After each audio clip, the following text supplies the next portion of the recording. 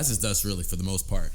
But we's back, everybody. This is the Trigger Happy Chatterbox. This is the world's greatest detective, 626. So we've been gone for a little bit. We've been working so hard, diligently, both personally and getting ready for the Tampa Bay Comic-Con, which is surprisingly next week.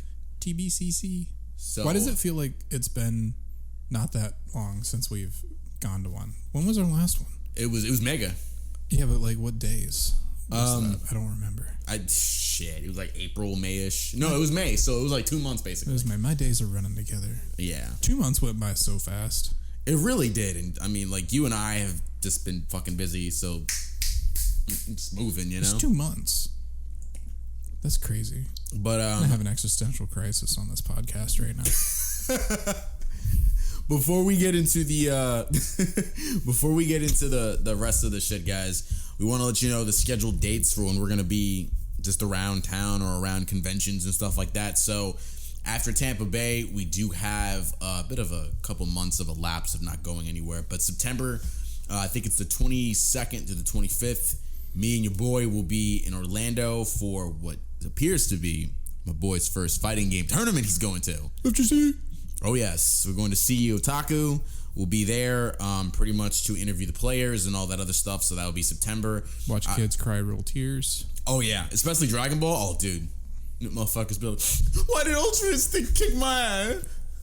But, Goku, no. Goku, no. But for the most part, we'll be there. We'll be at Spooky. So keep your fingers crossed for that one. And we're going to try to make Hallmat this year. So we've got quite a bit of dates going on for the most part. So a lot is occurring. Yeah. In a very short period of time. I'm shooting my foot every time I got to spend shit. Just, you know, so, but for the most part, this is going to be a jam-packed show.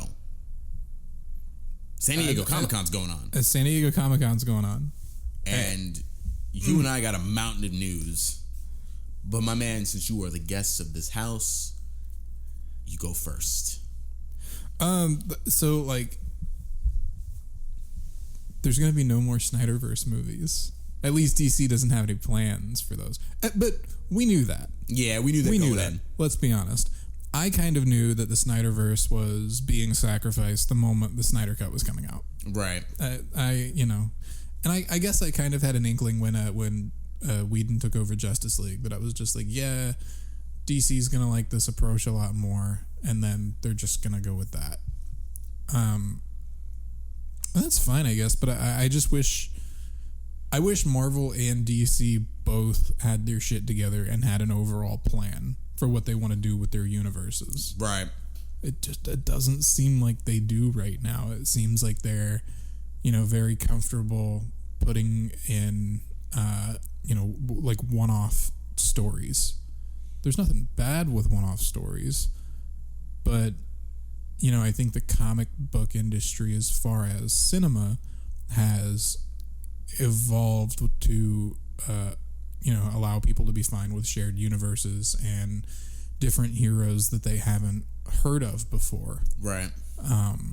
That's kind of what the MCU did, is took a lot of those characters, some of them even more obscure than others, and put them into the limelight for other people to be like, oh yeah, no, I really do actually like that character, or introduce them to that character if they hadn't known them before. Like, right. There's a certain subset of people that didn't know Iron Man existed prior to RDJ taking the role in 2008. Mm-hmm. So, I wish they had a roadmap going forward. I think you and I both wish, specifically because there was so much potential within that entire extended universe. There was so much. I think that's the hardest part about letting this go. I think when you look at the concepts they had, when they had all the scenes that you just knew it was going to go somewhere if they would have continued. Like, I think the one scene that's going to be so damning, I think the second biggest scene, because the first scene that's so damning is from the X-Men universe, surprise, surprise, was when Bruce walked into the Batcave and he sees, like, the Robin suit. That's always going to hurt because we're not going to get anything of that magnitude. Yeah. I think the investment from some people, with like Henry Cavill, that's gonna hurt because I don't even know if they're bringing that man back for anything. And he wants to come back. Yeah, he wants to be Superman again. Yeah. And the fact that the Flash is like delayed till what, like mid 2023 or something like that now, it's just bad. Yeah, like across the board. Yeah, and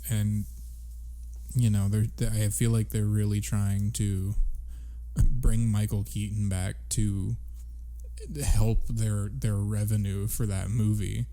With all the controversy surrounding Ezra Miller, there's going to be a lot of people being like, "Nah, fuck that film," and I can't blame them. Yeah, I can't blame them. When this man is running around doing sneaky shit or allegedly doing sneaky shit, it doesn't. You can kind of profess his innocence all you want, but when your man's is on Instagram talking about the cops can't catch me, it's not a good look. Right. It's not a good It's not a good look at all, yeah. The Flash really went on Instagram and said the cops can't catch me. And I think because of that, it's so damning that movie had that whole thing go down. I mean, that movie could have gone either way. They're fucked. They're surrounded by controversy. On top of all the Amber Heard shit. Yeah, and they just have surrounded themselves in this controversy, and I think they're trying to shake themselves out of it, but it's just like, time is the only way you do that. I think that's the only way we can probably just move forward from this. Let Marvel have its day, even though Marvel's kind of like, at the moment with me at least. That's the thing, is like it feels like DC just cannot recover. It feels like, they had a hit with Keaton's Batman, and then when they decided to go in a different direction with Forever, that's when stuff kind of started to slip with people. Young me at that point obviously was just like, no, Batman Forever's the shit, and I will still say that movie is the shit. But they really fucked up on Batman and Robin. They really did bad. There's no defending that movie. None. That movie just sent shockwaves throughout any other future projects they could have had, even though, let's face it, one of them future projects I'm actually glad never happened. Yeah, but like now it just kind of it just feels like, how many times can we reboot Batman movies? Like, we had, who have we had take the role? We've had Michael Keaton, we've had Val Kilmer, we've had George Clooney, we've had Christian Bale, we've had Ben Affleck, now we have Robert Pattinson, and that's within a span of 40 years. Yeah. Like,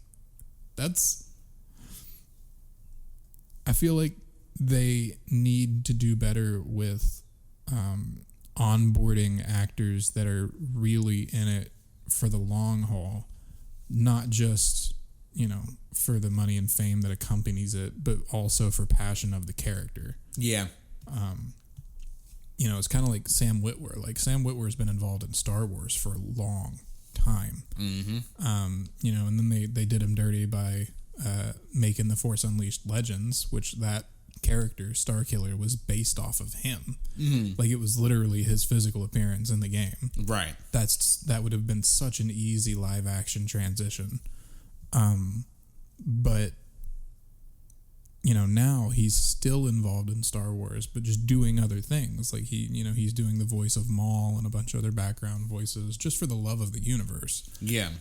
And I think they need, Marvel and DC both need more people like that. Like, they need more fans working on shit. Speaking of fans working on shit, before we got on the air, I showed you another wave of new characters for Marvel vs. Capcom. And again, it just, when I see fans doing this, I feel like this will be the last time I ever say something of this magnitude. When I see fans doing this, it's bittersweet in a good way and in a bad way. It's so, like, it's nice because we could do this and, like, the rest of the community can get behind it. We're all cool with it. We want to, like, eventually we're doing tournaments for this type of shit. But it's kind of sad because it's not coming from Capcom themselves. Yeah. You would think the support that you would see from Capcom is not there. I mean, then again, Capcom has had its dark period up until Street Fighter 4, which all we basically were doing were Third Strike, Marvel vs. Capcom 2, and Third Strike, basically. It was those 3 games up until 2008, and then 4 came out. Well, part of it is because, supporting an older game, unless it's on, like a live service model, it's just not profitable. Yeah. Like, you put out an experience, and then people are always going to be like, okay, what's the next one going to look like? Mm. Like, I understand why they're not supporting it, but I also understand the flip side of why fans wish that they would continue to support it. It's just, that it's like, what does that model look like? It's like, how do they keep that profitable and just be like, oh man, yeah, hey, we're making this new character, but it's going to be $10 for the character, right? And you'll also get people being like, man, this is bullshit. Why do I have to pay $10 to get this character? And it's like, because we put the work in to develop the character that you wanted, but now we need the funds so that we can make other characters. Right. It's supply and demand. That's basically what it is. Yeah. Yeah. And, it seems like they have, a lot of the devs that do this have more recent games that they are trying to support. Right. Yeah.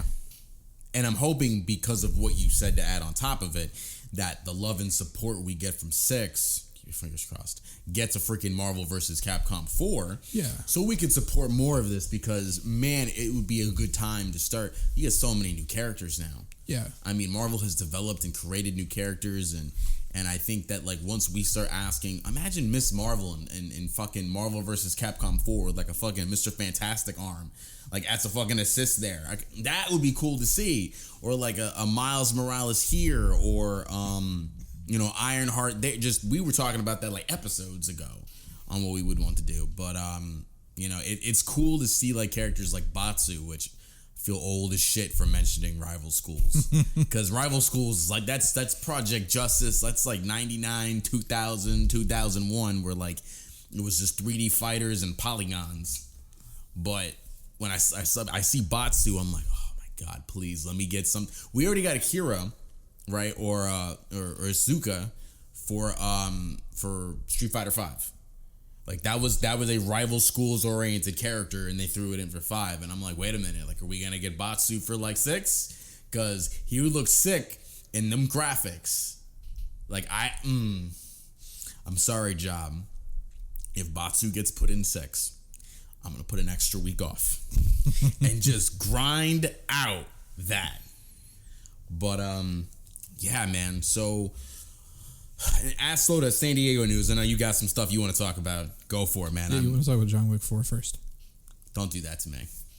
Don't do that to me, because I'm about to fucking get hyped and scare the neighbors downstairs. It's John Wick 4. Yo, Chapter 4. Just... Yo, I don't even remember where season 3 left off. So, little recap there. Pretty sure he was excommunicated, right? He was excommunicated. And basically, the last scene really brings Lawrence Fishburne's character and John Wick as if, Morpheus and Neo are looking at each other. Because that's, every time I see them both in the screen, I'm thinking to myself, it's Morpheus and Neo. It's Morpheus and Neo. The fact that they get to work together again is nice. Yeah, man. And I think he's ready to just go in for a round 3 against his old occult. And now you have Donnie Yen in the movie and Scott Adkins in the movie. And you know how I feel about Scott Adkins. Like, if Ben Affleck was not Batman, I would have, like, poked Warner Brothers in the fucking eyes until they would have hired that guy as Batman. It's been like, do this. Yeah. Oh, John Hamm is Nightfall Batman. I'm sorry. I'm caught up on Nightfall right now. I could see it though. That's why my face is like that. I had a face palm, but it wasn't a face palm of like, why did you say that? It's a face palm of like, please, Warner Brothers, get your shit together. Yeah, if we're gonna do spin-off stories or one-offs, I would like to see live action adaptation of the most popular comic book stories. Yeah, and not their animated movies where they put a twist into it. Like, I want true to the source material recreations. Right. I would love Arkham Batman, like from the Arkham games, Scott Adkins got to be the guy, because the man does his own fucking stunts. Like I was watching a movie called Avengement. This man took a fucking lunch tray and did a 4-hit combo to a man's dome, and then kicked him with it afterwards. I was like, Warner Brothers. Put my man in a bat suit. Put my man in the bat suit. I don't care if he's like 5'11", 6 foot. I don't give a shit. That man is Batman. You can fudge that. Yeah. You can fudge that. You can fudge that. We might watch that movie a little later too, just because that movie's fucking awesome. Like, dude, the action sequences for what potentially could be something Batman, like even you will be like, this is what I have wanted. Like, you want that Bruce Wayne, like that bravado millionaire, a billionaire, you know, but then you want those action, like imagine the warehouse scene, but in every movie you get. That's Scott Adkins. That's what I want. Yeah. So I just doubt DC's ability to give it to me. Yeah, I doubt it too. I feel like Indy's got to give it to us now. Listen, the Batman was really good. It was. And I am, anxiously awaiting the second installment, but that's years down the road. Oh yeah. Like they're probably not even done writing it yet. Right. So, I mean, I don't even know where they go from here. Like they release Black Adam, and then they release The Flash. Where next? I know they're working on Blue Beetle stuff, which looks good. I'm rooting for that I kid. know you're smiling. Because I follow He that looks kid. like Jaime. Yeah. And I said it too. I fan casted that shit a couple years ago. That kid is Jaime. And I don't know if they're bugging my phone, but they listened somewhere and they got that kid to do it. Is that a pun? Huh? Bugging? Oh, yeah. Yeah. I was using a pun there, guys. Wink, wink. Yeah, no, but and seeing some of the set photos, it looks really good. Yeah. Like the suit, it kind of looks like Rebirth. Yeah. And I'm down for it. Mm-hmm. I want them to do. I just really wish they could compete with Marvel on the money front, because can you imagine getting good DC shows coming to HBO Max? Yeah. Like just a Bat Family show. It feels like that's what Titans was kind of turning into for a little bit. Yeah, but like a genuine Bat Family show. Right. Like we need someone who really looks like Bruce Wayne, not Alfred. I don't need some geriatric Bruce. Yeah, I need a man who's brooding, who's 6'4" and is like stunting on a 250 in a suit. You know what I'm saying? Like I need a big ass motherfucker as Batman. I don't need the Monopoly guy. Yeah,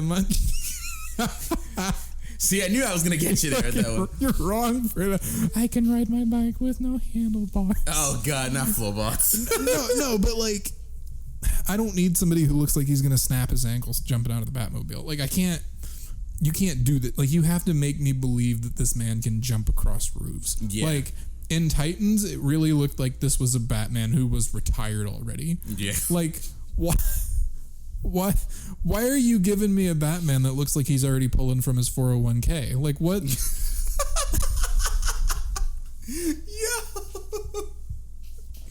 It's like I had no problem with his acting. He did really good acting as Bruce. It was just a miscast. Yeah, he must have did a favor for the director.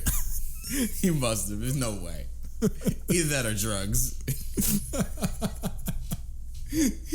There's no way. You cast me as Bruce. I have an 8th for you if you want it. Fucking give him a wood a day on the set. Yes. Have you watched Stranger Things? I just got started watching it. Wait, season 1? Season 1. I started. Mom and me and Gabe and Mom started watching it, and I gotta say, I fucking love it. How far are you in? Well, we did up until episode 4. Okay. So I'm actually loving it. I'm gonna say it right now, dude. You got a lot of shit to catch up on. I do. I know. It's been The Boys. That's the main culprit. I hear you. Speaking of The Boys, we'll talk about the season finale in a second. But I got a couple fan casts. I really do. Nancy Wheeler, the actress, Rogue. I could see that. Yeah, because I was distinctively looking at this actress and I said to myself, if they don't fucking cast her immediately, there's gonna be some fucking problems. Speaking of that, I also heard that it was a report that dropped a couple days ago that Margot Robbie is being like somewhat casted as Emma Frost. Could be about it. I'm down because I could see that shit. And then what was it? They had Stan Edgar as like Magneto, which bothers me. I'm just like, guys, what would Margot Robbie look like as Psylocke?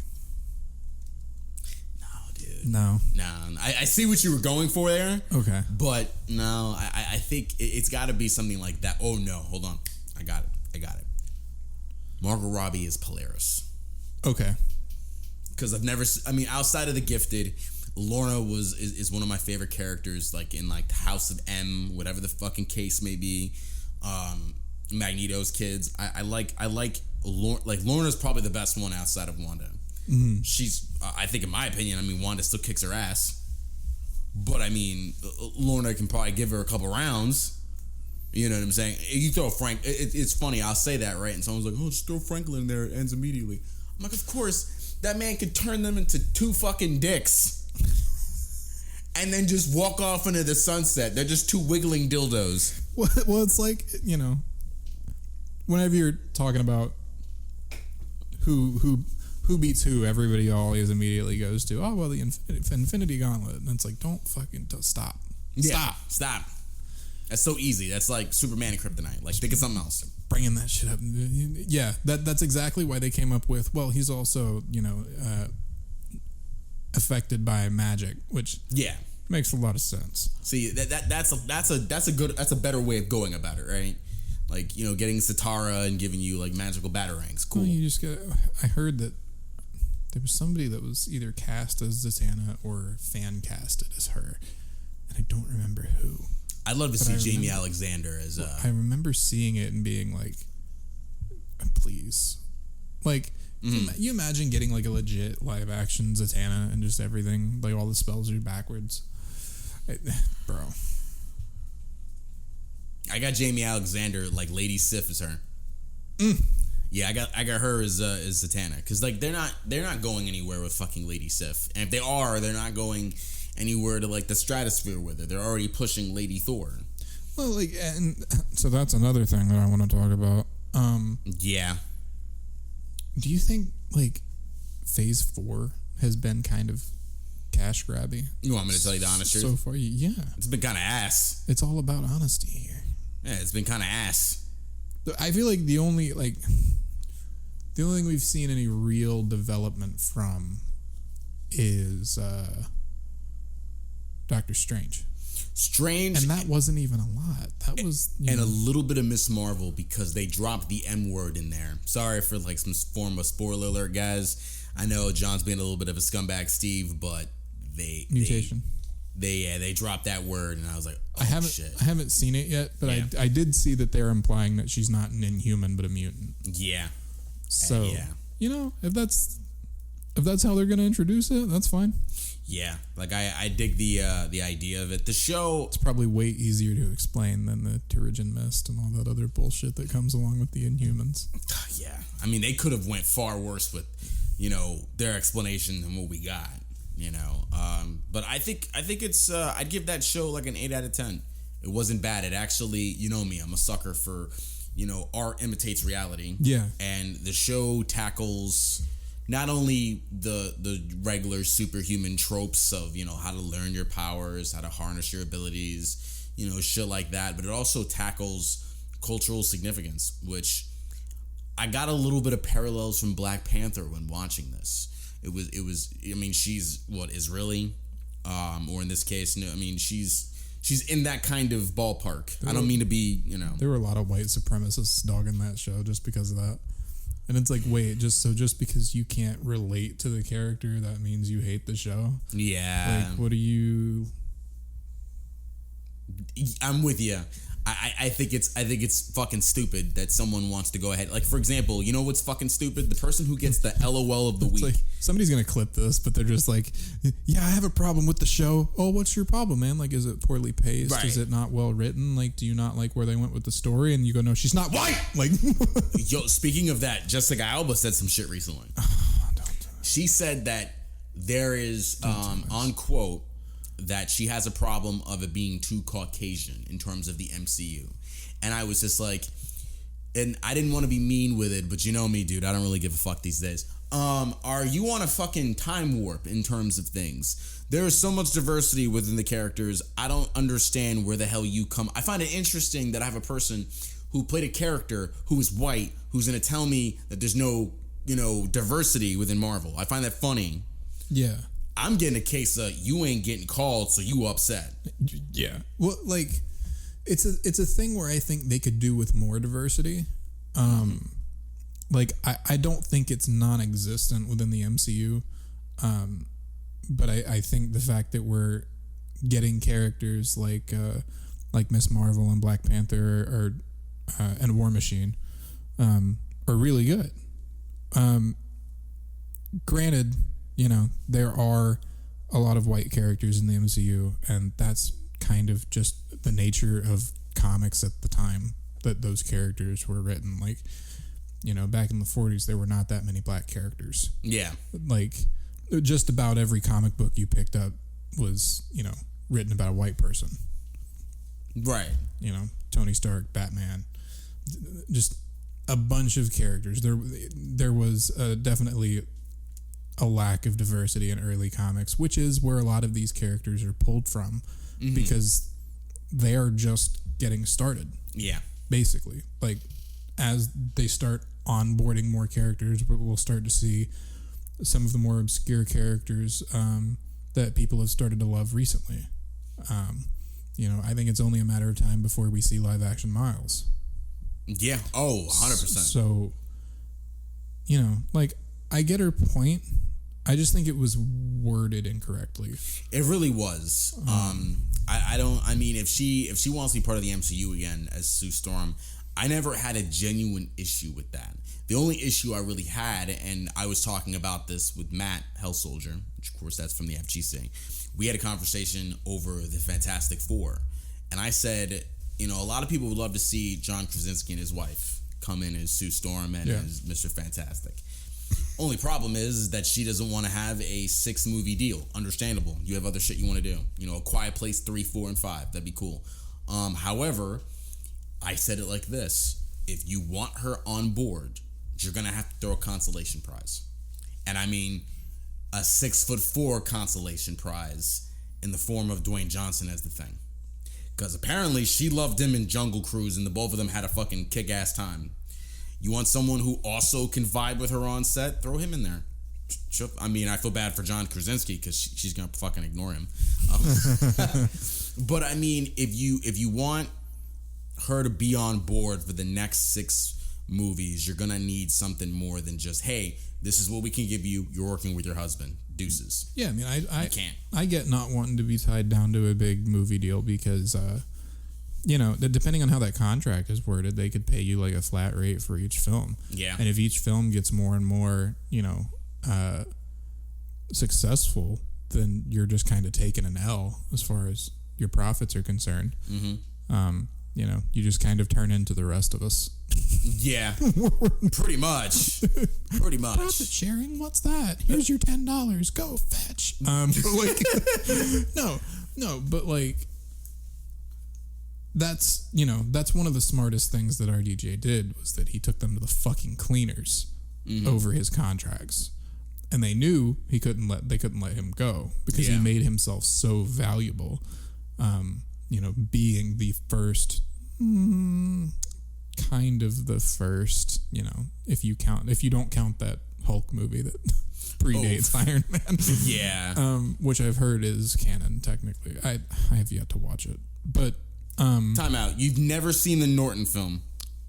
No, I think I have, but I don't think I've seen specifically the Hulk movie that is canon prior to Iron Man.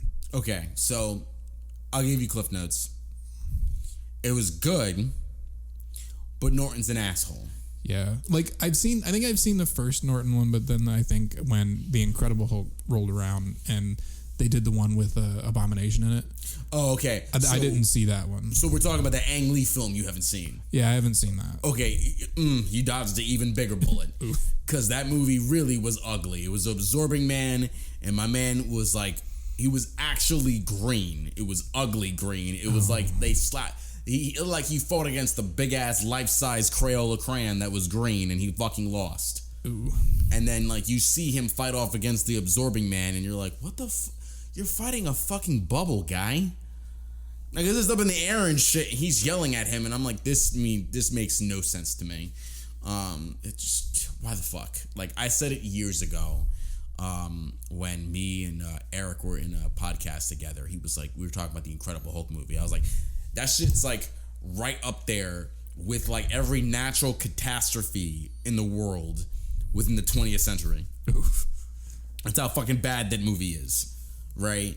But like with the 2008 film, the only things that I can think of out of that film, yes, the Abomination came out of that thing. Cool. But Norton's an asshole. Because he wanted to make Hulk the first villain in the first Avengers movie. That was why they didn't even want to touch him in the first place. Which, that wouldn't have never worked. No. He wanted to do World War Hulk right now. No, what the fuck? No, they did. That first Avengers movie was handled exactly how it should have been handled. Mm-hmm. All of the team came together. It didn't feel too rushed. That whole movie had really good pacing. Mm-hmm. And then I liked they weren't really I liked how they didn't get along. I initially, how there was a lot of fucking like infighting and dick measuring before they finally worked together as a team. Yeah, and that made that movie so much better. To have the Hulk be the main villain in that film, it's like, why would you do that? Like, right. I think they made the right call with Loki. Yeah, they made the right call with that film. I mean, there's really no other way I could have seen them do it better. I just can't believe Norton wanted to do it that way. And then when they cut him and brought in, Mark Ruffalo, I was like, all right, let's see how this guy does. Mr. 13 going on 30, let's see how he does. He fucking nailed it. At least up until Endgame, right? And then I can't fucking stand Professor Hulk. They better give me the one that screams and yells and fucking throws cars at people. Yeah, the memes of like it's evolving but backwards. Like that's basically what they fucking did. Yeah. And I'm sure there was a certain subset of people that were like, "No, man, I'm really hyped for Professor Hulk," but it's like, I don't like how they handicap my man in Infinity War. Like, it's just such a missed opportunity. Like, I really think that last fight in Wakanda, he should have broken out of the Hulkbuster as Hulk and started going at it. I would have loved that. Would have been hype. That would have been hype, and add to it, because that would have been so cool. I don't know if it was ever heard from me, but I remember Endgame. I was sitting there and I was watching it. And I was like, world breaker, world breaker, world breaker, world. I was saying that over and over again, as if I wanted to see him just do one fucking clap to fucking Thanos' face just once. I just want to see it once, bro. That's all I want to say. Because if they don't give me that, I mean, what else are going to give me? And then, fast forward, we get, She-Hulk. And I'm like, you know how I feel about that fucking show. And it's right there. It's August 18th, 19th. I feel real bad for the Marvel VFX artists. There's grievances that got posted online. I've heard. I'm sure you heard of that. I've heard. And I also heard Taika Waititi did not fucking help. Oh, yeah. You heard about that? Yeah. He looked at the CGI and started making fun of it, and then that's when VFX artists were just like, hey, it took us a really long fucking time to do that. Oof. And they were just like, we're underpaid, overworked, and we're just trying to get these things done. Yeah. And, Marvel themselves puts those artists in a position where it's like, you gotta go. Like, you gotta crank those things out. Yeah. And you can't polish it the way you would want to polish it if you had the time to actually work on it. You just have to shove it through. I heard that Mr. Taika Waititi has been quite the asshole outside of that too. In the case of, okay, so I'm gonna put it like this: the man thinks he's better than he actually is, from what I'm getting here, and he's, in other words, Love and Thunder is his way of is like an ego stroke for him. That's what I've heard too. I've heard there was a lot of forced humor in that movie, even more than Ragnarok. Yeah, I haven't seen it yet. Don't know if I want to. I'm not even jumping for joy for that one. The only thing I think, maybe we'll go see it at Tampa. Yeah, we'll go see it at Tampa. We'll see how it is. That way, John can hold me while I cry in the back of the theater because I'm depressed that this is what it has become. I saw the post-credit scene from Thor 1 to this. Yeah, I saw and letting you know right now, I'm gonna hold you, but I did see the post-credit scene, so I know what's coming. Is it gonna disappoint me? Huh? Is it gonna disappoint me? The fact that you have to rack your brain for that. The fact that you don't have an answer. Because if I say it, I don't know what you're gonna. Because like, I know the character, and I know that I have been looking forward to how they would tackle this character. But you want me to just tell you? Yeah. So Zeus is having a conversation with somebody. By the way, spoiler alert: if you have not seen the film, okay? I'm not held responsible. If you haven't seen the film, here it goes. So Zeus is talking to somebody. Is that an actual Marvel character, Zeus? For yeah. Real? Why are we getting Greek gods now? Like, what happened to... They were part of, like, that universe, okay. Like 616. So Zeus and them are part of it. It's just, like, they're in the background because, I mean, we got fucking Captain America. That's kind of bold to include that character in a Thor spinoff movie. Yeah. But all right. Real bold. And he's talking to somebody in the background. You know, you can't see his face. And you're like, okay, I'm getting this. Russell Crowe, you're a great Zeus. What the fuck are you talking about? And he's like, it's time for these humans to stop thinking we're jokes to everybody. So I'm going to send you out on Earth. And out comes motherfucking Hercules. Oh. Now. Okay. I loved Hercules when he teamed up with Deadpool in the comics. Mm-hmm. And he, quote unquote, briefly dated She-Hulk. I say briefly because... if I remember it, Hercules wasn't the guy that ended that relationship. Yeah, She-Hulk would not stand for that shit. Yeah. So, to be honest with you, I'm kind of when it comes to Hercules because it's like, let's see where they fucking go with it. I don't know where you can spin him. You know, like, where can you throw him in the mix of the Marvel Cinematic Universe? I think that's kind of just dated. You imagine, like, Taika put this in there, and then, you know, you hope that it's been greenlit by somebody up top so that they can work it in. But if it hasn't, and then they see that end credit, they're just like, wait, what the fuck? Like, how are we supposed... Now we got to pay this off somehow? Like, nobody's excited for this. Like, yeah, nobody's excited for that. I wasn't excited for it. I kind of figured that that's what it was going to come to because you brought in Zeus, you brought in these fucking characters. I just think that you said something earlier, and I will get right back to it. You said, you know, hey, what do you feel about Phase 4? It's kind of ass. It bro, like, movie after movie, it's starting to feel like a cash grab. Mm-hmm. Like, it feels like they're not... It feels like they lost passion for the story. Yeah. Like, it doesn't seem like the plot's getting advanced in any real meaningful way. And they're just kind of relying on fans to go see this thing just because it's the thing. And, you know, in that instance, we're part of the problem because, you know, you speak with your wallet, and if you like what you're getting, you're going to spend money on it.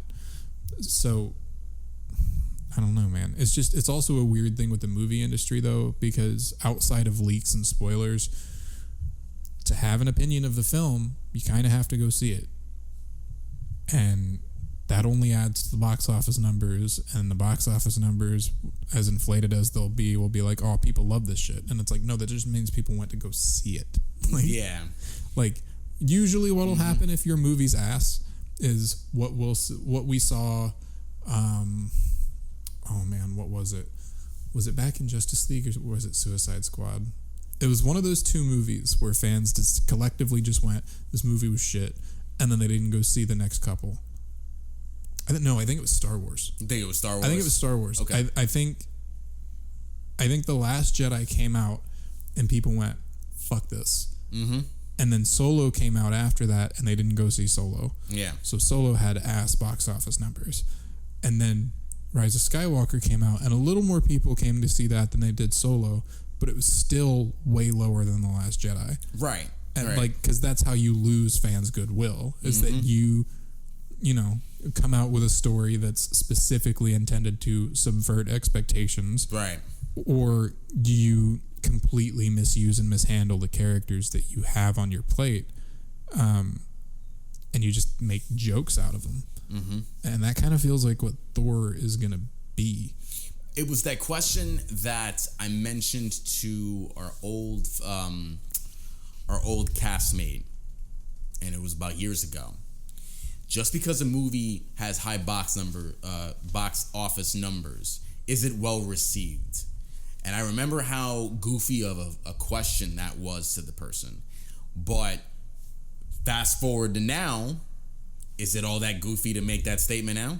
Yeah, like financially, it depends on what your definition of well received is. Okay, so when well received on a fan pop culture level, it's hard to gauge that.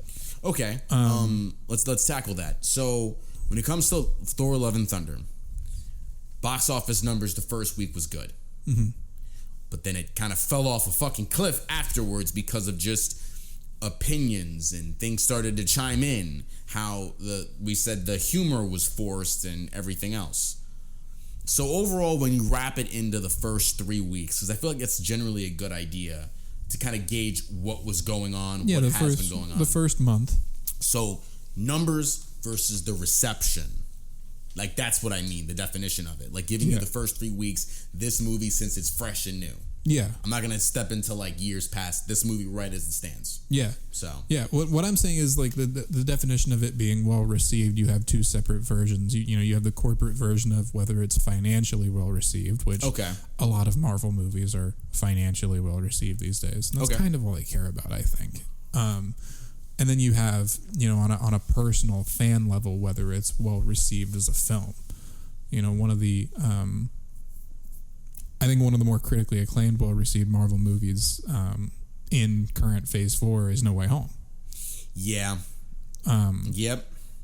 And that's a testament of what happens when you really care about the characters and the story that you're telling. And you include, cool eye candy shit for the fans to look at. Right. So when we talk about well received, we talk about the latter. Yeah, we're and that's the thing, is that it's, I think it's a little difficult to gauge that when we're a month into its release. I think a lot of that stuff kind of starts to settle once the DVD comes out and it hits home and everybody can, go onto Reddit or something and have opinions about it. Right. But, there's been a good amount of Marvel stuff recently that they've been putting out that I've seen fans go, I don't know how I feel about this. And, and I mean, DC is kind of the same way for me. Like, am I excited for Black Adam? Yes. But I'm cautious because of the amount of issues that they've had recently. I think I'm worried that they're gonna struggle to introduce the JSA. I'm really worried about the depiction of Captain Atom and Hawkman and Dr. Fate. I'm not worried about Black Adam. I think The Rock's got that. But I'm really worried about how they're going to handle those other characters. Right. Because nothing is sacred. If they can fuck up Batman, nothing is sacred. Okay. You're going to be like, holy shit. I'm going to tell you, I'm the complete opposite spectrum as you. I'm not even afraid for that whole movie. Mm-hmm. I actually think that I'm going to give you 2 words, and it's going to be just the reason why I'm not afraid. Executive producer. I'm not afraid of it because The Rock is dude, we're going into an age now, and I think I talked about it last episode, where If you want something done right, you got to do it your fucking self. I mean, look at Cobra Kai. We're rolling into it in September for season 5, which I'm going to ship myself when I get my hands on it on Netflix. You know, most of those people either did Hot Tub Time Machine, which that was the movie that most of those writers came from. You know, surprisingly, most of those writers came from that movie, which they're funny as shit, and they made a show that's funny as shit and serious. And you got a guy that's on there as well that goes up and slaps comedians. But nonetheless, all 4 of them are making this into a hit. Nobody is touching the shit. No one feels like they got to go ahead and like force some ugly toilet humor down your fucking throat. No, the 4 of them are doing this. And that show after season 4 is fantastic. Going into Black Adam, Dwayne Johnson's freaking executive producer. If Walter Hamada really wanted to go ahead and do something, I bet my man would get fucking pile drived if he actually thought. There's no way The Rock is letting anyone fuck this movie up. Do the people's elbow. Do the people's elbow and shit, like on Walter Hamada's face. Like, I'm not afraid because the man probably wants this to succeed. Look at Shazam. He was executive producer of that movie. And that's the only evidence I've got that I'm not even worried about those movies. Yeah, I just wonder how things are going to shake up post this DC Warner merger. Right, right. Your Warner Time Media merger. Yeah. You know, I don't know if they're going to be able to tighten up on things and, you know, what their, higher up executive structure is going to look like to be able to put stuff out. To put better stuff out. Put better stuff in a tighter time frame. Right. Because it seems like, you know, we get one DC movie to Marvel's 4 every year. Mm-hmm. And that one DC movie isn't even always that good. Like, you know, what was it? A couple years ago, we got the Suicide Squad, like the reboot. Mm-hmm. And that was solid. Yeah. You know, I like that for what it was, but again, even with the introduction of Starro, that still felt like a standalone thing. Right. And I think to go on your point, because you're not wrong. You're not wrong, because I think outside of Black Adam, I'm cautiously optimistic when it comes to getting into anything DC.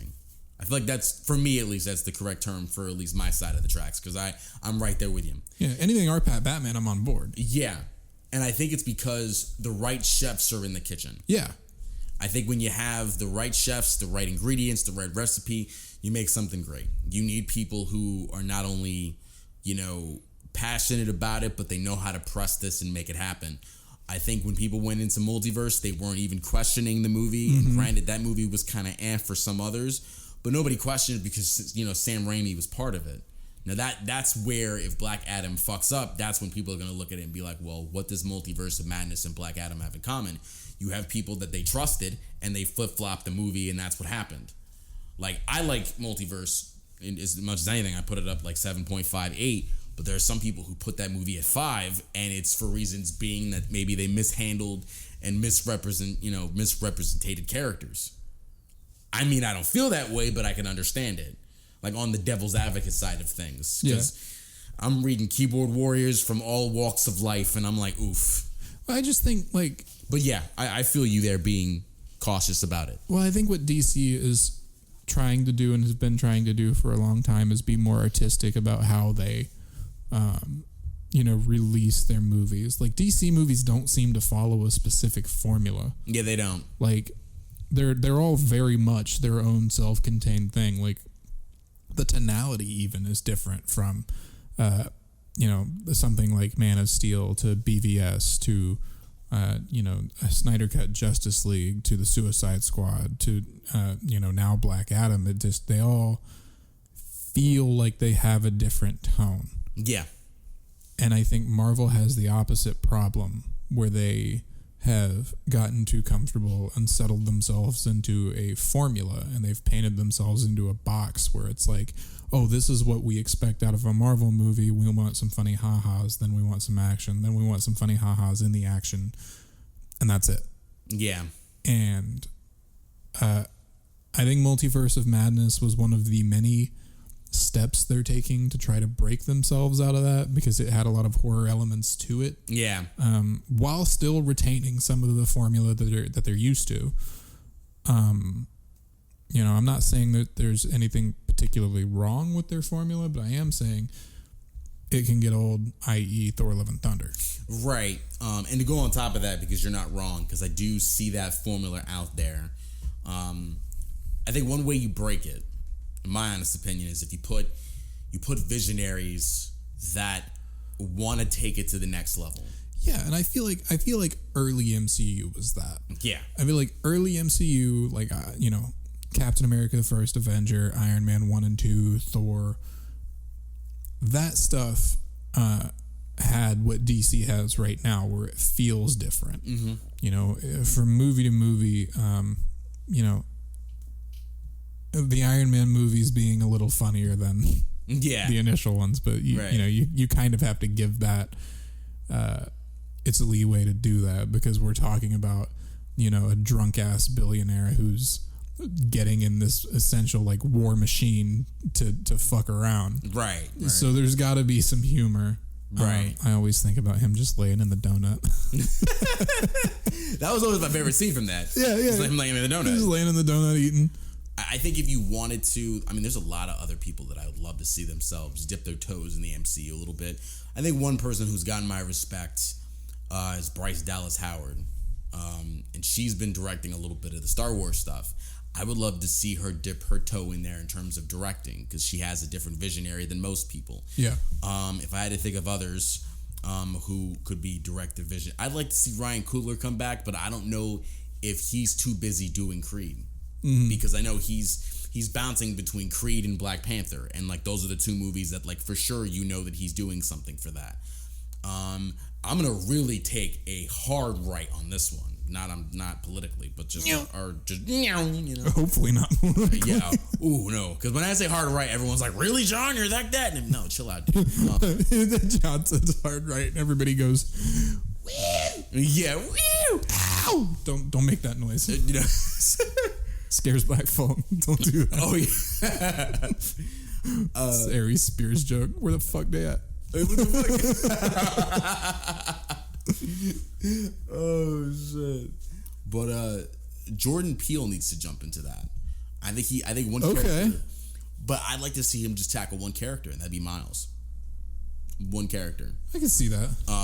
You know, him kind of tackling, because I think the thing about it is that, well, if you want a Miss Marvel but Spider-Man feel, I think he's the guy to really kind of tie that in. I mean, he's half white and half black.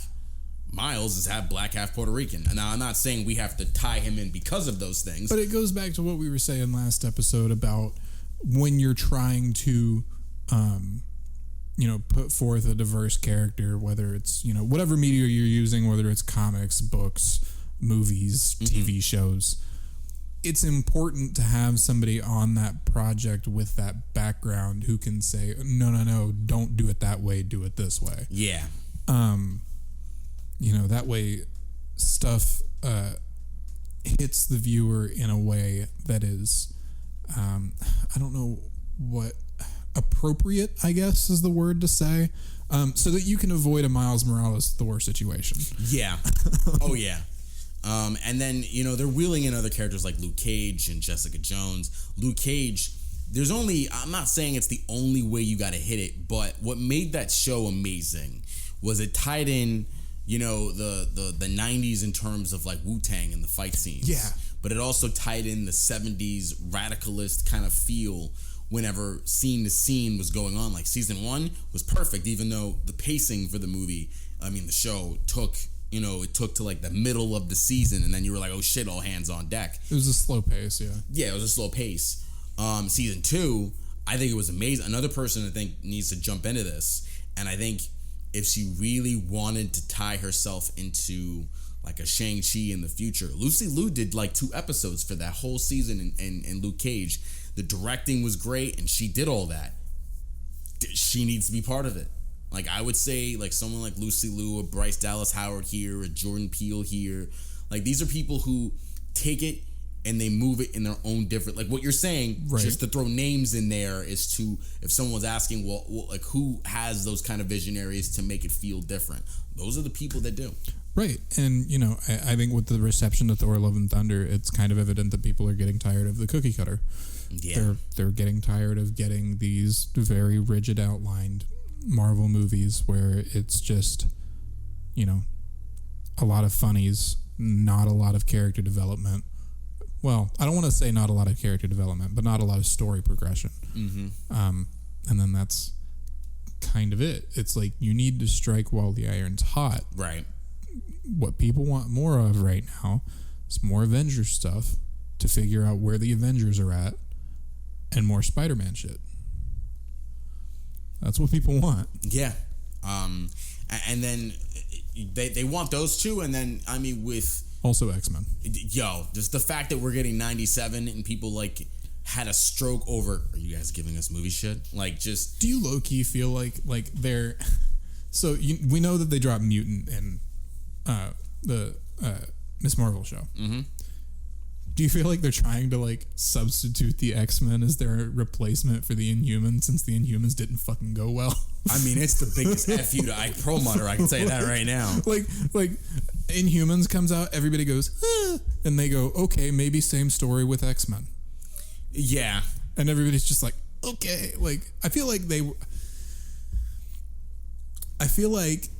they're setting up eventually an an Avengers versus somebody, and if it's not going to be the Inhumans, it has to be the X-Men. I mean, that comic was awesome for a number of different reasons. I mean, really, I feel like the two leaders were at each other's throats for said reason that I'm not going to say like led to Civil War 2. The Inhumans were a big part of that, though, right? They were. But if you think about it, really the two people that were like at each other's faces was like Cap and Cyclops. You know what I'm saying? Like those two right off the bat. I think also if you throw Cable in the mixture of things, sure. But at the end of the day, it's always been the two leaders at each other's throats. And then it was everybody else that kind of fell into it. I can still see Sam Cap doing that. Yeah. Like, you know, you have Cyclops come off kind of like dickish Homelander type personality. Oof. Yeah. Oof, Jesus Christ. I now see Anthony Starr as freaking Cyclops. that kind of fucking hurts me. Then again, you know what? Knowing that he actually probably could play the character. Holy shit.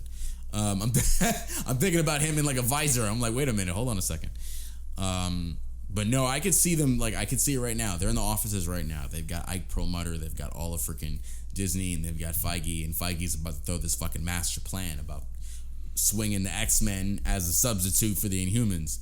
And this man probably took a number 2 pencil and is biting the shit out of it, because I remember he wanted to stick it to 20th Century Fox years ago. He was like, yeah, man, we're going to go ahead and put Inhumans and stick it to you. Now, so many years later, that man's like, you son of a bitch. Ike, what's going on, man? No, nothing. I'm good. I'm going to stay in my fucking cubicle.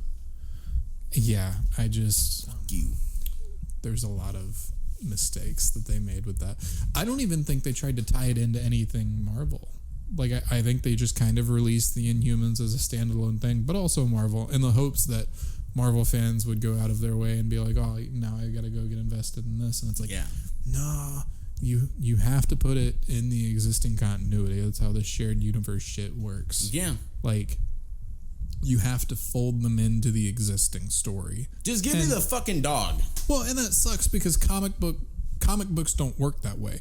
Comic books, like, you already have an Inhumans run that you can, you're starting a new Inhumans run, and comic book fans already know who the Inhumans are. Right. And so they go, oh, okay, yeah, I'll pick that up and read it, even though it's a new story that I haven't heard of before. But in cinema, especially with the shared universes, well, there's only one now, RIP DC. But, like, I don't want to say it like that. I don't want to leave it like that. Oh, no, I think you just did, bud. It was very final. Yeah, that was very, very final. I think you just did, bro. I mean, it was funny, though. But it's how it feels. Yeah. Like, I don't want to be over here caught up in my fifis, but, like, that is how it feels. It's like you watch Black Adam and you're like, it kind of feels like an Inhuman situation where there's, there's nothing really attaching you to those characters that you don't know about beforehand up front. So, a lot of DC fans that don't know who Hawkman is, that don't know who Dr. Fate is, that don't know who Captain Atom is, that don't know who, Black Adam is, they're going to look at this movie and be like, it's all right.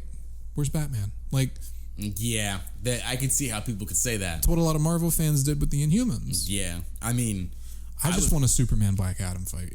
I mean, I was the black sheep of the freaking Inhuman stuff. Everyone was like, yo, man, where's Cap? I'm like, yo, look at that fucking teleporting dog.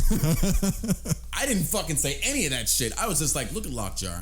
Lockjaw is the only redeeming quality in that entire fucking show. It's a big-ass fucking bulldog that can fucking teleport. Protect him. Protect Lockjaw. Like, everybody else can go fuck themselves in oblivion. That dog needs to be in everything. So, I'm giving you that face, too. I know. So speaking of cash grabs, I'm gonna pivot just a little bit, just a little pivot. Naughty Dog is making another Last of Us remake. So we remember PlayStation 3 Last of Us 1, right? So now they've got it's like the remastered edition or something where paint the room. It got remastered. Like The Last of Us, the first one, got remastered on PlayStation 4. Mm-hmm. So now they're doing it again, but it's supposedly going to be an overhaul to controls, graphics, instituting some different systems, working with the code that wasn't there before. And then they're putting that in the PS5 version. They're charging $70 for the remake. And a lot of people are looking at Naughty Dog like, how much we love Last of Us 1, but now you're cash grabbing us. Yeah. And it sucks. It just feels like that's what gaming has become. More intensive, hard. And I get it. You want to keep your game relevant and you want to put out the best product possible. Mm-hmm. Yeah. You gotta buy a PC. I mean, yeah. It's if this is what you want to do, make backwards compatibility a thing. Yeah. Make backwards compatibility a thing. Upscale the resolution. Have a higher frame rate. That's it. Mm-hmm. That's it.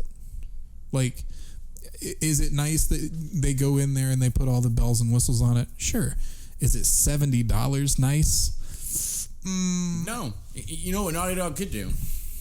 They could take the dick they have in many people's asses, because I can just imagine that many people are going to buy that for $70. They could take that, they could shove it in their mouth, and they can give me Jack 4.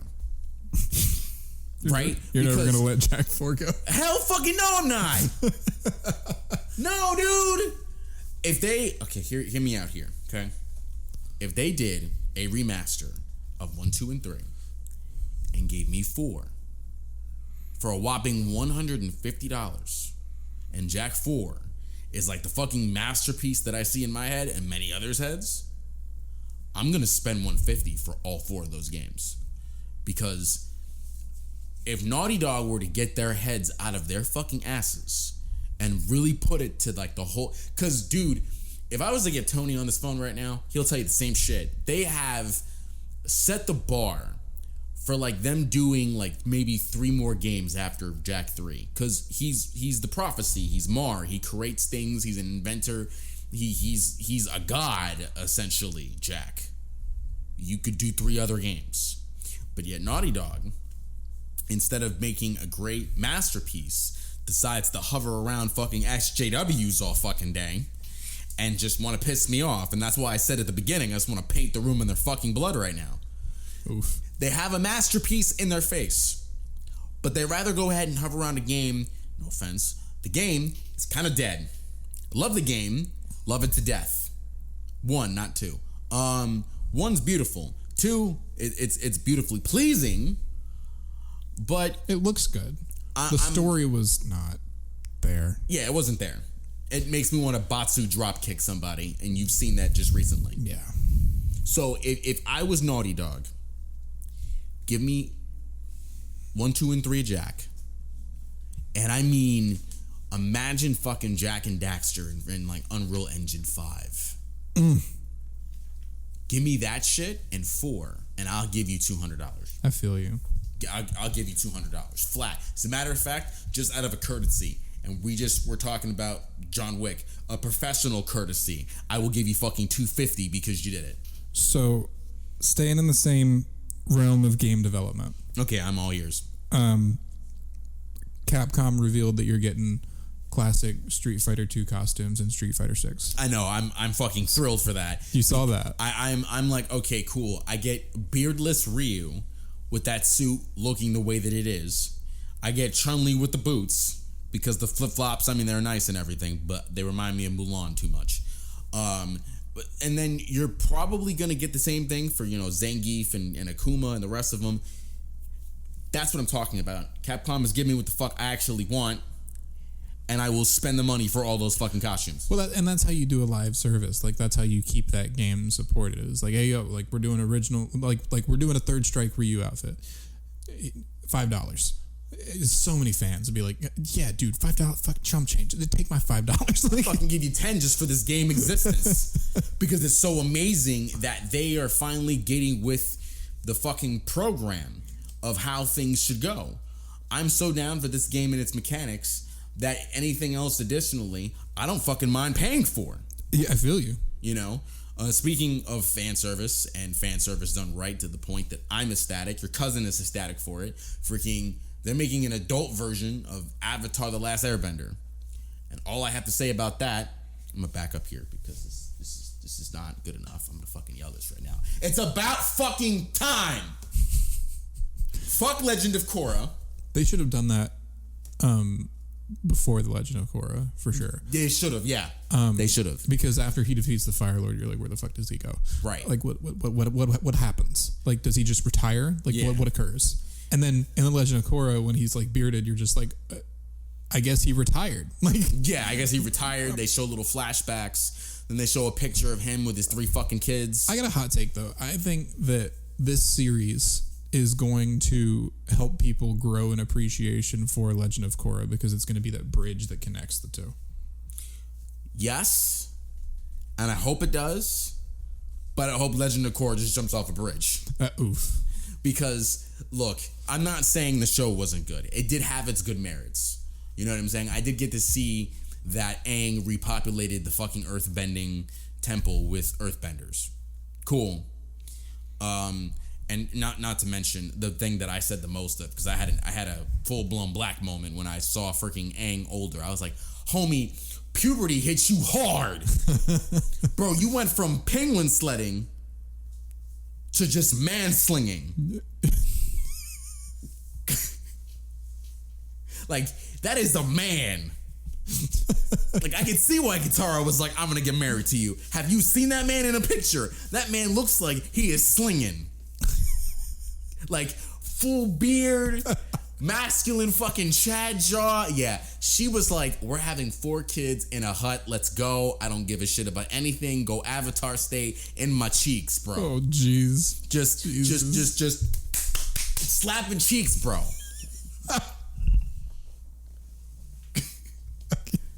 Just air bending them cheeks. Oh, no. Okay? Because when I saw him in that picture with his 3 kids, I saw Katara. I'm like, okay, you got older. Fuck you. So the 3 other kids, oh, that's great. Because now they're a lot older and they're talking to Korra. That's great. Fuck you. I saw Aang, little ass Aang, into a full-grown man. I said, yeah, there is no way she's letting that motherfucker walk out of the house, bro. She is getting some cheeks clapped. That man is going fucking... He's gonna earthbend a rock in her ass, bro. Why are you like this? This is what The Last Airbender does to me. I get excited for the show, but I see Aang and they fucking chatted his ass up. They fucking giga-chatted this man up. Like Ryu, they giga-chatted his ass. There's no way you're gonna tell me that Ryu's not giga-chat. Aang is on his Sigma male grind set. Oh yeah, man. The second someone fucks with him and his tea, that man literally just water-bended in their fucking face. You wonder where the water's coming from? His dick. Holy shit. Okay, there's no way.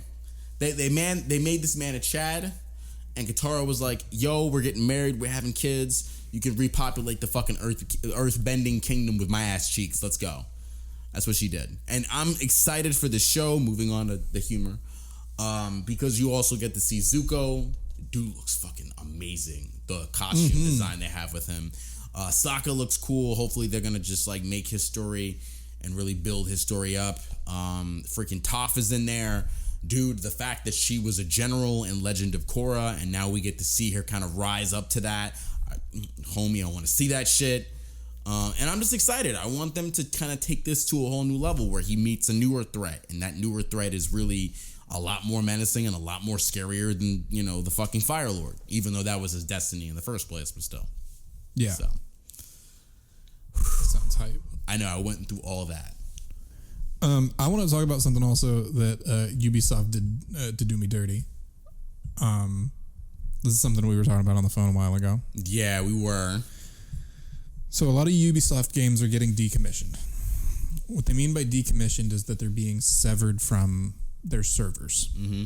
So online content is not going to be available. Now, normally, not a big deal. Normally, it's like, all right, dude, this game has been out for 10 years. Nobody's playing the multiplayer anymore. Let's cut it off. Okay. Don't have a problem with that. Mm-hmm. But also what's being affected is paid DLC. So DLC that you paid for that has to authenticate via the server is not going to be accessible anymore. They're giving my fucking money back. Come September. But exactly. Part of the problem with that is that in this age of digital gaming, even if you were to buy a physical version of the game, that DLC still has to authenticate. And in the TOS, it basically says that even if you buy a physical disc, you're only buying a license to play the software, not that you own the software, which is an important distinction. So essentially, you rented the DLC. There was also rumor on Steam that Assassin's Creed Liberation had a banner on it that said that it was going to be inaccessible come September 1st. Keep in mind, they were still selling this thing on sale a couple weeks ago. They came out and said, that's not the case. It's not going to be inaccessible after September. It's just not going to have any online features, but you will still be able to download and play the base game. So it's not as bad as I thought it was going to be, where they were revoking access to a full game, but it's still pretty shitty that they're taking paid DLC essentially. And my assumption is that this is in preparation for something called Assassin's Creed Rift, where it's basically going to be, at least what it looks like it's going to be, is like a live service game with a bunch of like standalone Assassin's Creed experiences. Mm-hmm. And that's something that I'd be down for normally, but this just seems like a really bad move. And also really bad timing, because the Assassin's Creed 15th anniversary is going on right now. And they did that in the middle of all that. Like, they did this shit in the middle of the anniversary. It's just, it makes me look at DLC in a different way. You really want me to tell you what I honestly think? I think I know what you think. I mean, because I'm going to do this for you. Because I think we think the same thing. Yeah, but I'm going to do this for you because I need you to be my anger translator. I'm going to. I'm going to tell you exactly what I honestly think. I'm going to back up a little bit. Thank you, Jake Wellen. Because that's fucking stupid. Yeah. Yep. Like, I know. I was born at night, not last night. Like, come on now. You're telling me that I've been renting crap this entire time, and now you're telling me that even if I buy the fucking disc, I can't use the stuff that I have unless it gets authenticated. And at that moment, it's not getting authenticated. I'm going to do the one thing that I probably wanted to do to Capcom up until very recently with this 6 shit. And probably I wanted to do to like Konami with like Silent Hill. I'm really just going to go up to them. I'm going to knock on the door. They're going to open the door. And I'm going to piss on their foot and smile with my fucking schlong just hanging right off. Bro, you know how psychotic that is? Because you have to be psychotic to be doing this. You sit there, stare at him like HAL 9000. Hi, Dave. Yeah. I can't let you do that. I might do some SpongeBob shit. Hi, Kevin. While I'm pissing on your foot. I don't care if you're fucking wearing Steve Madden's. They're getting fucking pissed on. They're gonna be wearing Crocs. Hey, those are meant to go into the water with anyway. Yeah, just throw them in the fucking water. Because that's so stupid. It's upsetting. And, I've been an Assassin's Creed fan since the first game. I did that for you because I'm not a Ubisoft fan anymore. So the shit hurts. Yeah. The shit hurts. I'm right there with you. And it really scares me for the state of gaming as a whole that, kind of where we're at is things are getting significantly more predatory as far as microtransactions and loot boxes and all that other shit that they're putting out there to keep the games profitable. And it's like, I want them to keep making good games, and I understand that development costs on games increase as the technology gets better so that you can put out a good product. I get it, but this is not how you treat people who have been in your ecosystem for this long. Yeah. You can't make this decision on a business mindset. There's a certain amount of empathy that you have to have when it comes to your consumer base if you're a game developer. Right. Because those experiences are not cheap. They're not. They're really only getting more expensive. Right. I honestly think that it's a Ubisoft problem. It used to be where I was afraid of almost every AAA title doing this shit. Because some of them are catching on. Not all of them. But we're getting a smaller margin kind of growing as years progressing. It's the only optimistic thing I can tell you. See, but that's kind of where I disagree. Because I think that this is kind of Ubisoft testing the waters to see what they can get away with. Right. And if people kind of let this slide, then how long will it be before other AAA companies kind of look at the same thing and go, oh yeah, whenever we want to free up server space, we can just start cutting games. Mm-hmm. I'm going to tell you that it's not. Here's why. The very company you just mentioned about a second ago with me getting hyped for costumes. They used to just give you the fucking... I feel like every time I had a new game, they gave me half the disc. They gave me the game, right? They were like, here's the disc. And they just purposely cracked the fucking disc and gave me half of it.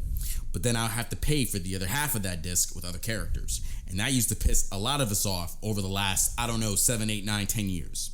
Okay? Now, when that was going on, they did have Rays of Hope, like Azura's Wrath. You'd only pay 50 cents to see different endings of the game in its entirety. Now, when they made the real ending of Azura's Wrath, that pissed me the fuck right off because the ending was good as is. Why did you make another ending for this? They were like, oh, well, I'm sorry. And then they tried to go ahead and backtrack and damage control. No, at that point, you fucked it up. Okay? I love Azura. I think he needs to be in Marvel 4, but they did that kind of shit. And it took companies like Capcom to get it right 8 fucking times by doing bullshit like that. I mean, it was such bull, I almost walked away. Five's marketing was a great idea of this because they just didn't get it right with the marketing. They shat the bed harder than Amber Turd did. Oof. The marketing was so shit, a lot of us were like, why the fuck are you doing this? And I get it. It's because they had to meet deadlines because Sony was like, hey, we're doing it. We're giving you the money to do this. Cool, do it. But then they had no time for it. Now that they had all this fucking time, and maybe backing away from Ono was kind of part of it, but when they backed away from all of that, they had the time, they had the people, they had the passion, and they said, we can't do what we did in the past. We got to strike it now because we only have one shot. I'm not making a fucking lose yourself reference. But it's a small margin. It's a very small margin. The majority of them, like you just said, are going with this model. And I'm going to tell you right now, because of seeing that in 2011, they ain't getting away with shit. I can tell you that right now. The internet's so fucking loud these days, there's no way you can get away with that shit. Yeah, and there's so many people off the back of this decision saying, well, it's ironic that Ubisoft came out with a pirate game because I guess that's what I'm doing to all their games now. Yeah. is I'm just gonna, go on there and get them cracked. And it's like, I'm not gonna do that because I still want new experiences out of the franchise. Right. But it just sucks that they've put people in a position that have been buying these games to feel like they now need to go out of their way to get an illegal copy, because of the shitty practices that the company itself is practicing. Yeah. And it's just bad. Like, it is. It seems, and the only way that you can get access to the DLC, by the way, like the games that are affected are like Assassin's Creed 2, Brotherhood, Revelations, 3, Liberation. It's not only Assassin's Creed games. Like Far Cry 3 is getting hit too. I think a lot of Splinter Cell games are getting hit. And the only way to access the DLC after it gets cut off the servers is if you have a copy of like the Ezio Collection or Assassin's Creed 3 Remastered, where it's baked into the product.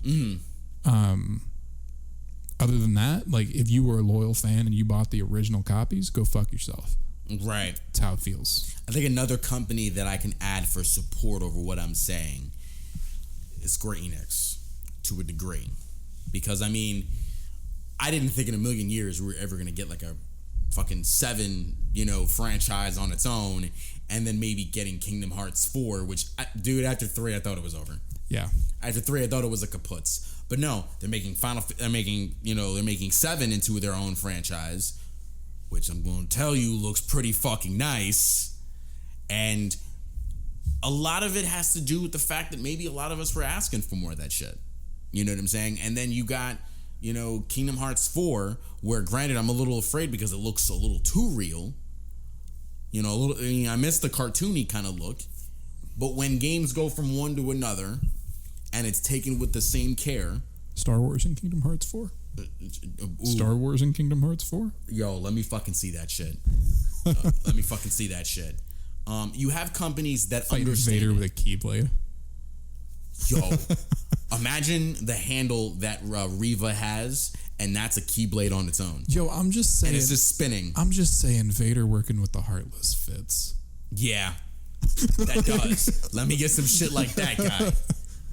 And you're getting small companies do this, where they know what people are wanting. They see the fucking bad examples that are going on. They're like, nah, let's not do that. Mm-hmm. You have two companies that I could point out, being, of course, Square Enix and Capcom, that are just like, hey, man, we're gonna... Like Capcom with Resident Evil. Like, fucking 8 was actually good for some people. The remakes of 2 and 3... Well, okay, fuck 3. 1 and 2. 3, it was alright. But you're getting freaking Resident Evil 4... I remember playing that shit. It was awesome. And they're bringing that into the franchise, and I'm really happy they're doing so. They've got like Monster Hunter, which I never was all that big into Monster Hunter. No, me neither. But you know what? Monster Hunter's making them money too, hand over fist. Because that one game that came out a couple years ago was pretty fucking good. DMC 5 is another game that, like, was I asking for it? No, because they fucked it up with that remake. But I do like the idea they did a fucking Star Wars with Nero knowing that, Virgil's his dad now. Because my man looked at, like, Dante, like, what the fuck, you old ass fucking devil? What? Like, he looked at him like he's like AI, like when he's in the press conference. I'm a basketball guy, so I'm making this reference up. He was in a press conference, and they asked him about practice, and my man gave him this face. Practice? Like, he gave him that. Nero gave him that face, and I'm just like, oh man, he's fucked. The trauma is already going on right now. He can't believe that this motherfucker is his dad. But, like, getting to the point, I understand where you're coming from with the fact of a lot of companies maybe trying this out. But that's another tally mark of things that other people will be like, nah, let's not do that shit. Because what's going to happen, they're not going to get away with it. We've already seen time and time again, the consumer base seeing this, and it goes on the internet, and they get fucking flamed for it. Yeah, well, and we've already seen them backtrack on the whole Assassin's Creed Liberation not being available thing. They were like, no, you'll totally be able to buy it. Just like, yeah. See? And like, this is what happens. And what happens when they double down? Yeah. Their credibility gets shot. Yep. You double down when you fuck up making the original idea of what you want to do. When you double down, you just lose. Everything from that point forward just gets, like, second guessed. Yeah, I just want them to fix the shitty Watch Dogs port on PC. It's a really bad port. Yo, this man. I know you haven't. I know you haven't played it yet, but like, it's so bad. You're not the only one who said that though. Like, I have a few Discord friends. I just on the Yu-Gi-Oh port that said that. I just expected it to look closer to the E3 demonstration than what we got. I know they had to tone it down for the PlayStation 3 hardware and the new cell processor. I get it.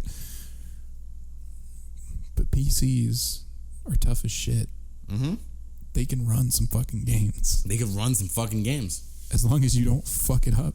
Like, I started up, it starts in windowed mode, and I'm like, huh? And then I want you guys to understand, his face on that was hilarious. And then I change it to full screen, and then it like force quits, and I'm like, Nani? Any game, listen, any PC port that I have to fucking Google to figure out how to work, it's too much work. If I look at the reviews and some of the negative reviews are like, oh, I had to edit such and such file to get it to run, I'm not fucking buying it. Right. Right. No, you're right there. Yeah. like Saints Row 2. I've wanted to go back and revisit Saints Row 2 for a long time. Yo, let's go. I had that shit on Xbox. And it has a Steam page, but the Steam page has that thing where it's like, yeah, I had to edit some stuff to get it to work. And I'm like, guess like I'm not playing Saints Row 2. I guess that's just how it goes. Right. Like, if I see reviews that are like, this is a really bad PC port, I'm like, clearly you didn't care enough to, yeah. You know, like PC is another market, and Sony is recognizing that. If you can get Sony to recognize it, you can get anybody to recognize it. Like, Sony, you know, maybe not Nintendo, but Sony. Yeah, you're not wrong with Nintendo, because they're just kind of like with a blind eye just ignoring shit. Yeah, and that's fine. That's Nintendo. Yeah. A lot of people are going to get a Switch anyway. Fuck, I'm thinking about it. Like, yo, that's Smash. Yo, you and me smash, and we'll record that shit on an Elgato. Yo. I'll figure something out. I'm down. With like an Elgato or some Smash? shit. Yeah. I have some memories, bro. Like, there was, I remember, so we used to play it on the Super Nintendo as kids. It's like OG Smash. Oh, okay, so 64. Yeah. Okay, gotcha. OG Smash. Gotcha. And, you know, the little, with the fucking trident where it feels like they didn't work out how hands work. And you're like, where do I put my left hand? Like, yeah. You should have seen the other fucking controllers they came out with before that one. So I guess apparently it's out there and you could buy it for like $130 or $200. There's like buttons galore on the bottom of the fucking controller, and it looks like a fucking battleship from like it was like some unused concept art that Star Wars was gonna use. Yo, I just want to play a game, not fucking fly a helicopter. I used to, like, when I lived up in Ohio, like when I was really young, like I'm talking like sub 5. Yeah. And I used to play with my cousins up there. We would just take turns. We had 2 controllers, and we do that thing where you rotate. You know what I'm talking about. You only have 2 controllers. You got 4 people. You take turns. Yeah, buddy. So I'm sitting there. I'm playing. And then one of my cousins does something. He loses or whatever. And he doesn't like that. So he takes his controller and smacks one of my other cousins with it. That trident hurts. And he got it right on the point. And I was like, you know what? I don't want any of that. So you can take my controller. It's your turn.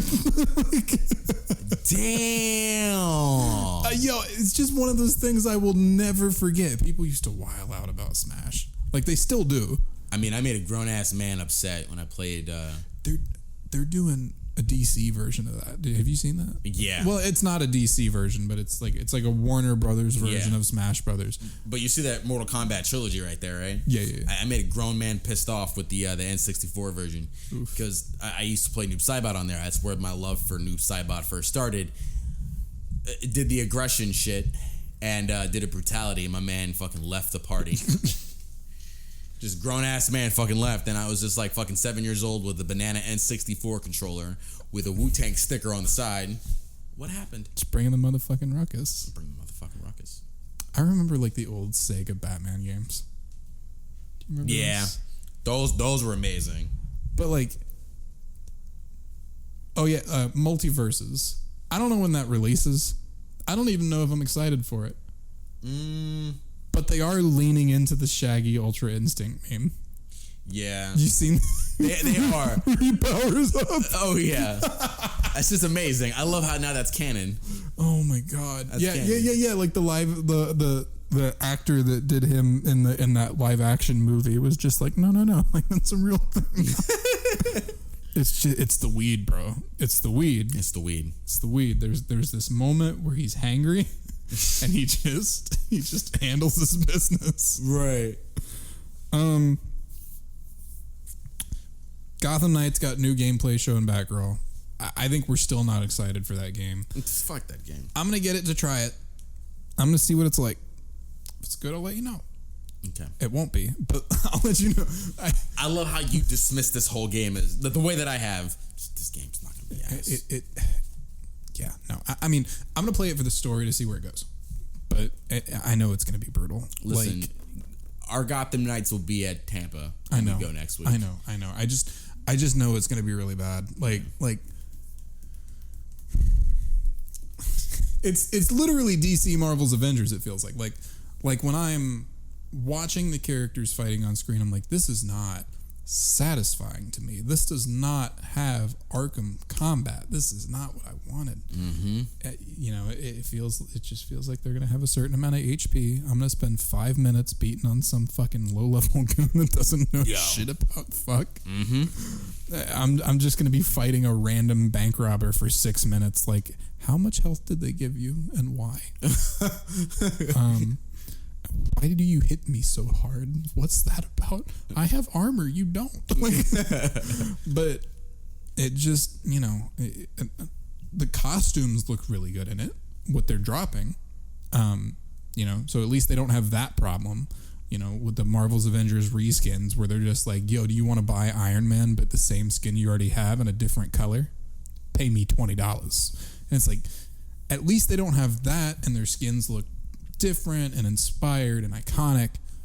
But outside of that, I don't know how much this has going for it. And the fact that they released that it was co-op and not 4-player co-op, it's like you have 4 fucking characters. Knights. Like, why would you not build missions to be 4-player co-op and call it that way, and then just have the other 2 players controlled by the CPU if you want to do 2-player co-op? It's just not that hard, guys. Like, just be glad this game is coming out at a time where it doesn't come out and it conflicts with Marvel's Wolverine.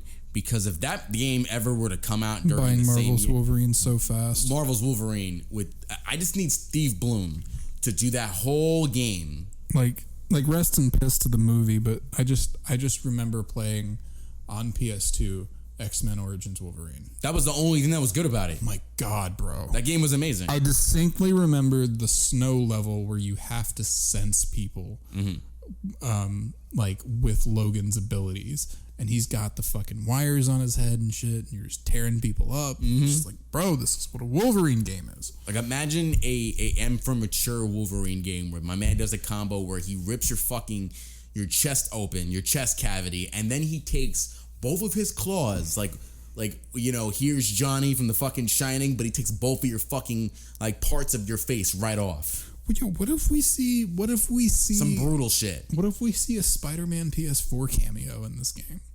Don't do that. They start teasing the idea that all of these Marvel games are just interconnected. Don't do that.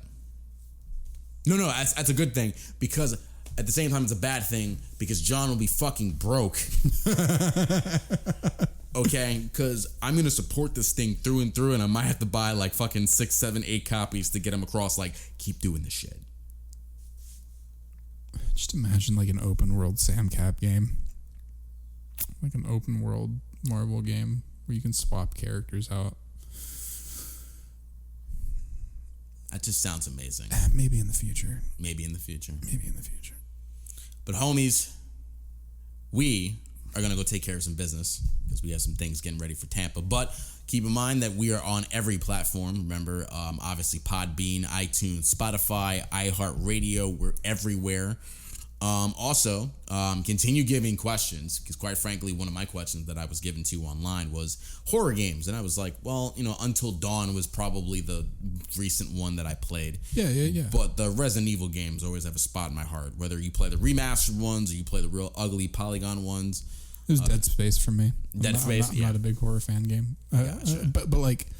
Fear was another one. Dead Space 1, Jacob turned me on to Dead Space. And Dead Space 1, dude, on PC, you turn everything all the way up, it's got some atmosphere. Oof. It's fucking terrifying. I probably would say Dead Space and Fear. Yeah. Would be the two games that I get something of that magnitude. Dead Space 3, not so much. Dead Space 3 is definitely an action game. Yeah. But 1, ooh. Yeah. But I mean, that'd be the one thing, because I remember I got a question like that from Eric, and Eric gave me that question. I was like, yeah, Until Dawn. But if I'm thinking about other games that I played, Fear, and then the Resident Evil games, just because recently, right now, I mean, they're getting so much support along with Village. That's the big one everyone's talking about right now. I think I should play Until Dawn. Have you played any of the Until Dawn games, the Man of Medan and all that stuff? Yeah, really. I jumped into all that shit, and I jumped into all that shit because I think it was Tony's ex. Well, he was really our ex roommate. I think he played Until Dawn in there, and then the interest kind of shot in me. Even though when he left, I was like, "Motherfucker, get out of our house." But I think afterwards, once I moved out of there, and then I was off to Bradenton. Yeah. I think that's when I got really interested, and I invested. So, yeah, good shit across the board. But I think the Resident Evil ones, in Village, I have yet to play Village, but I hear everyone tells me fucking go play it. But guys, questions like that I love a lot. Give them to me. Give them to Kyle at World's Greatest Detective 626. Until next time, guys, this is the Trigger Happy Chatterbox. This is the World's Greatest Detective. Peace, fellas. It was really drawn out. Huh? Peace, fellas. Peace. It was really drawn out. It's almost like a freaking 70s, 80s kind of radio thing. Peace. Why are you trying to be like a jazz radio host? Fucking hate on my shit. You're listening to 98.7. Yo, that was smooth.